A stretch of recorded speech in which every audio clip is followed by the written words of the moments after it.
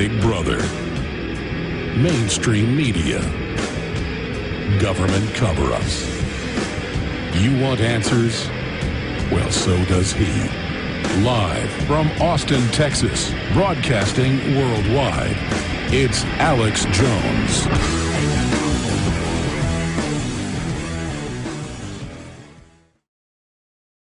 We're joined by a woman who goes by the name of Syrian Girl. And I've seen her videos on YouTube where she's been interviewed by some other journalists and people.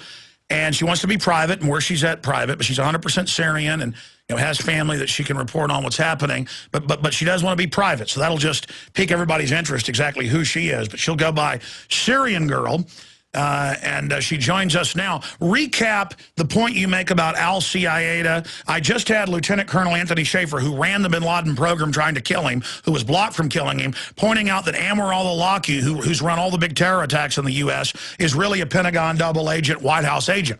Now, that's Colonel Schaefer. You'd think that'd be big news. So break down your view, what's happening, break down the view in Syria of what people think of Al-Qaeda. Okay, so in Syria, everybody knows that Al-Qaeda is the CIA. Like, it's really, really common knowledge, You can ask any kid on the street and he'll tell you that. So it's not really like what you just said, though I haven't heard about it. It doesn't surprise me at all, because there's just so much information out there already of people that turned out to be double agents that, were captured and supposed to be part of Al-Qaeda. So yeah, go over that, because I've seen you. You have a great knowledge of it, the history of it, some of the examples proving it's al-Qaeda. First of all, you have the one of the Libyan rebel leaders. Turns out he was tortured in Guantanamo Bay, and he's part of Al-Qaeda. And we all know that NATO and the U.S., they supported the Libyan rebels. So they're one of the big signs now, which is what I mentioned in my video, is that they're actually working with Al-Qaeda in these countries that we are seeing insurgency. So Libya was one of them. And in Syria, also, there are videos now coming out of some of the protesters and some of the people in the so-called Free Syrian Army, which is what the insurgents, the name they give themselves, carrying Al-Qaeda flags. And these are like widely available on YouTube. You can just search for it and it's there.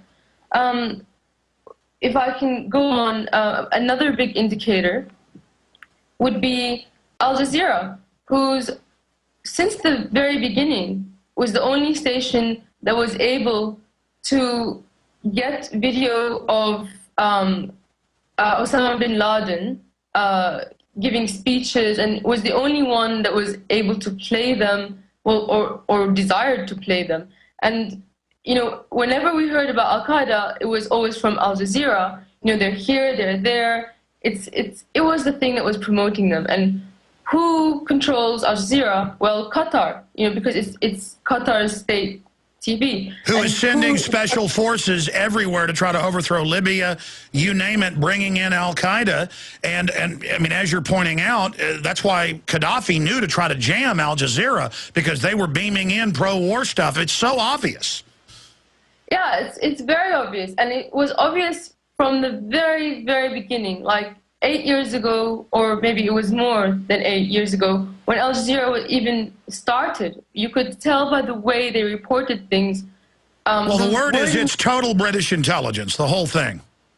Yeah, pretty much. Either U.S. or British. Israeli. It doesn't really matter, because they're all one entity working, together. Israel and the country Qatar, they're allies. They're allies with the U.S. They control each other. So it's like one big monster. That's right. Continuing with al-Qaeda examples from the Syrian perspective. It's when you're on the spot, it's difficult to think of them. There's just so many. I'd like to. This is maybe not an al-Qaeda example, but it's a very important example of false flag operations. I'm not sure if anybody remembers, but in Iraq, in Basra, two British soldiers, like special forces soldiers, were captured dressed up as Arabs, shooting at Iraqi police, which was by then under the control of the occupation.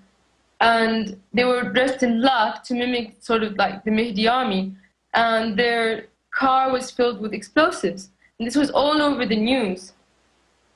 And the British army were, the British leadership were so panicked about it that they sent the army in to destroy and level the entire police station. This is a police station that was allied with them, to get these men out, and they did.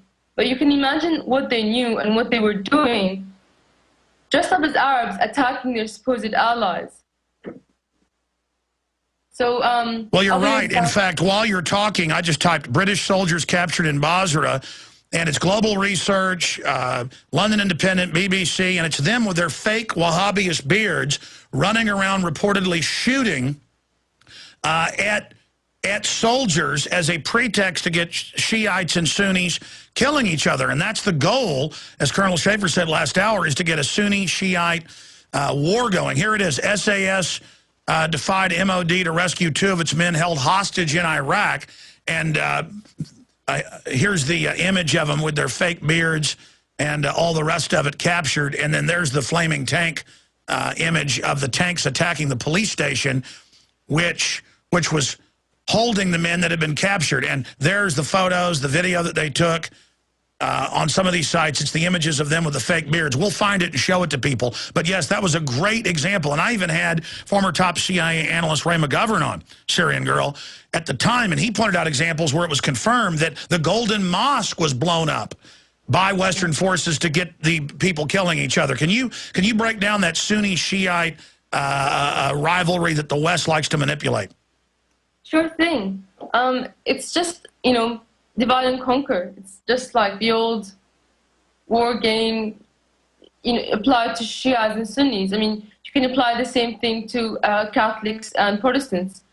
So at the moment, Iran and Lebanon has a Shia-like population, and they form an alliance with Syria, and they could, they have Hezbollah, which is directly opposing Israel. So on the one hand, they are enemies of the Shia, and then you have the Palestinians who are Sunni, who are also fighting Israel. So on the other hand, they're against the Israelis are against the Sunnis as well.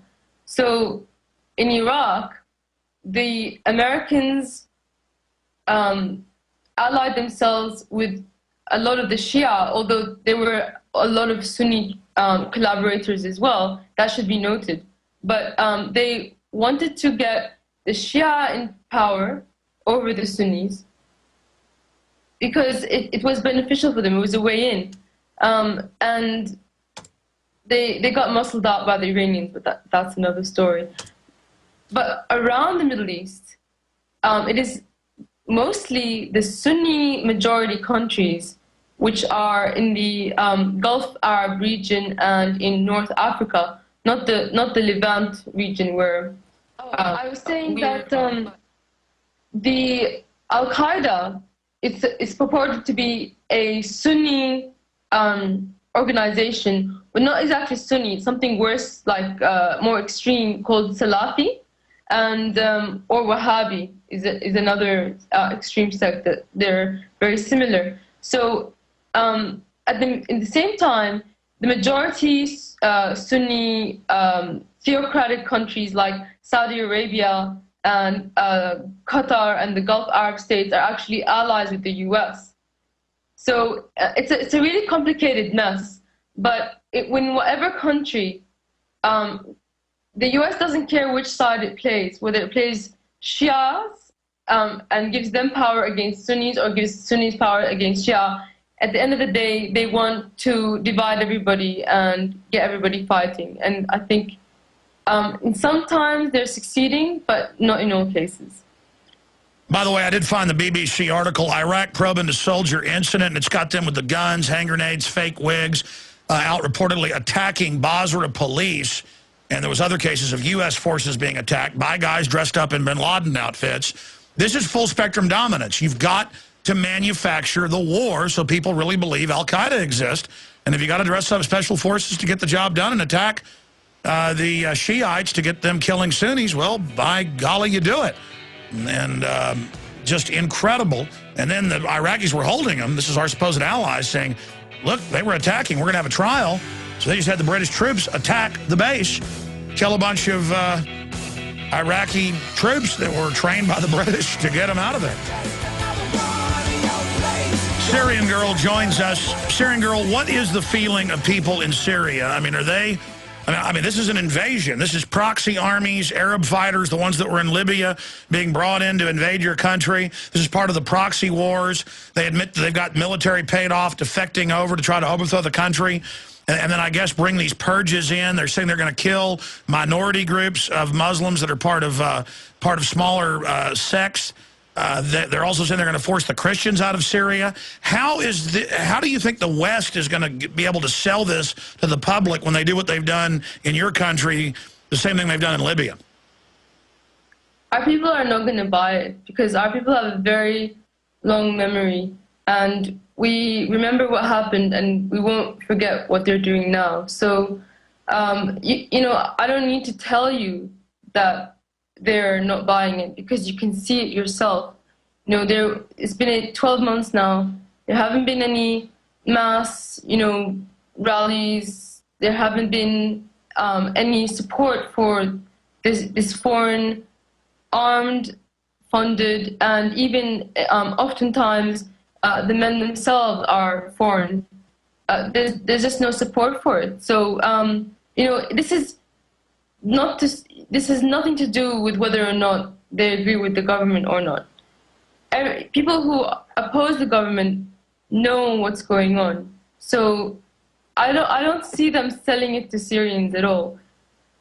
For me, I can't see them having any way forward unless they attack, unless they do as they're saying, which is to get NATO and have a no-fly zone or an invasion.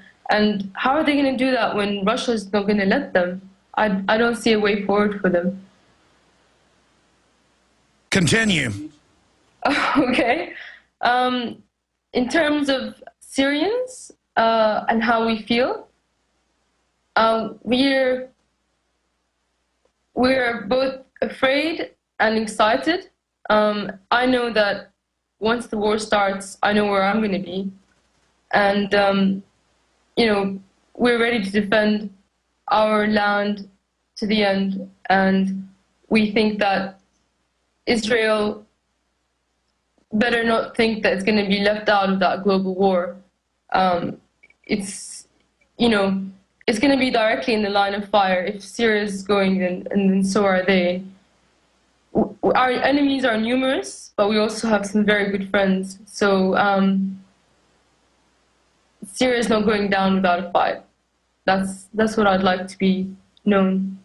What about the Russian fleet that's docked there at your port? What about the fact that Russia says, well, they vetoed the UN attack, and so now they're saying, well, we'll go ahead, and now the UN's saying they'll go ahead and get behind it and not even follow the rules. I mean, this is crazy, a major escalation.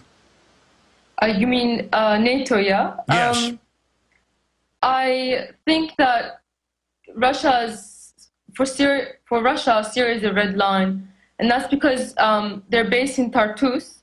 Their naval base is one of their last positions in the Middle East, and their last defense against Europe and Turkey's missile defense treaty. So for Russia, it's very important to maintain their relationship with Syria and not have Syria be taken over yet, you know, be another one to fall to the US and NATO sphere of influence. So if Russia's not going to back down, and if they're going to disobey the rules, the only foreseeable conclusion to that would be World War III. I certainly don't doubt that they're prepared for it and that they will do it. Whether nuclear bombs are involved, I don't know.